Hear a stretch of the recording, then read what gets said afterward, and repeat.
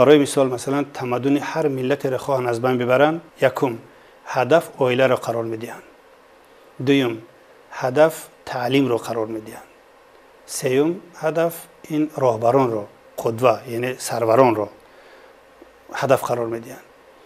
این سه پایه اساسی است که تمدن هر ملت بالای ایستاده است. چرا یکم عائله را و چرا دوم تعلیم را و سوم راهبران را هدف قرار میدهند؟ چون هدف از عائله مادر است.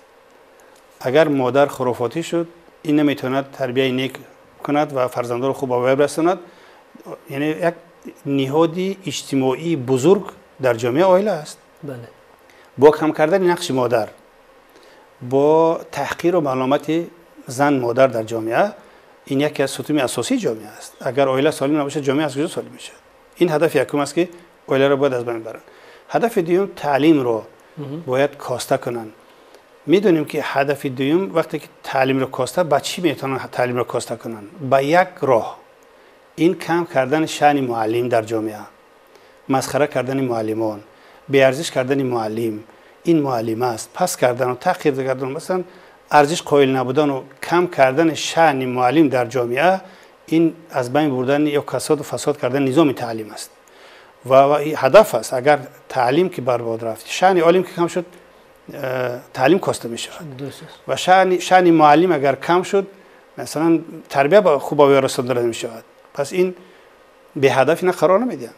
اگر در جامعه که ستون ملت باید متمدن باشد و هزار سالها باید استوار باشد، شأن عائله و معلم یا نظام تعلیم هیچ وقت باید پست نباشد، کاسته نشود و تأخیر کرده نشود. هدف سوم اگر بخواهند تمدن را از بین ببرند، این هدف قرار میدن راهبران را، سروران را، خیرتورزان را، سیاستمداران را. با چی؟ با کم کردن شأن عالما. چون هر راهبری با عالم تکیه میکنه در کدام ساحه که نباشد، بازم برمیگرده به سمت علم. کم کردن شأن عالمان در جامعه، به قدر دلخواه عالم نرسیدن، قدر نکردن، ارزش قائل نبودن، احترام نکردن، این کمی در شأن راهبران است. به همین خاطر باید که این مقام مادر باید استوار باشد، مقام تعلیم با بالا بردن ارزش معلم باید همیشه استوار باشد و همیشه پیشرفت باشد، رشد کننده و نمو کننده باشد، چی در جنبه مادیات باشد، چی در جنبه معنویات. و شأن علما، شأن علما در کدام ساختار، در کدام خصوصیتی که نباشد، او عالم شیمی است، فیزیک است، متمتیک است، علم دقیق است یا مذهب است، فرق نمی‌کند، سیاستمدار است، عالم است، خیرتورز است و در جامعه شأن دارد، یک قیمت دارد. پیش از اون که در جامعه شأن داشته باشد، پیش خدا شأن دارد. انما یخشی الله من عباد العلماء. خداوند در قرآن میگه که علما یک شأن پیش خداوند دارند و یعنی یک ترس هراس نسبت به خداوند دارند. چرا علما را میگه که یعنی قدر مقام بلند میدید؟ چون علما در کدام سمتی که نباشد، با صفت مستقیم خداوند سر و کار دارند. این علم است. پروردگار عالم است، پروردگار علیم است و هر کسی با آموزاندن سر و کار دارد، اینها کسانی هستند که با صفت خدا مستقیم سر و کار دارند. بعضی وظیفه‌ها مثلا مقدسند، بعضی مثلا کسب‌ها ارزش دارند. کسب فرض است، ولیکن یکی از وظیفه‌های مقدس این آموزگاری است. چون در شهر آموزگار باشد، در شهر عالم باشد، اینها شأنشون هیچ وقت کم نمیشد. اگر جامعه‌ای که باید تمدنش نه 100 ساله و 200 ساله، هزار سالها اگر خواهد که تمدن جامعه استوار باشد، ملت استوار باشد، با شأن عائله باید بالا باشد، بخصوص شأن مادر و همچنین که قرآن و سنت گفته است، همچنین که در مثلا سیاست امروزی دولت بالا بردن مقام زن و مادر است و نظام تعلیم با برداشتن عقل و خیرت و آبروی معلم باید خوب برآورده شود. هیچ وقت شأن عالم و معلم کم کردن شود. علاوه بر این، عالم باید همچنانی که خدا عالمان را دوست می‌دارد، همین مردم هم باید همچون گوهر که چشم عالم قدر کند. یک خصوصیت عالم دارند که دیگران ندارند.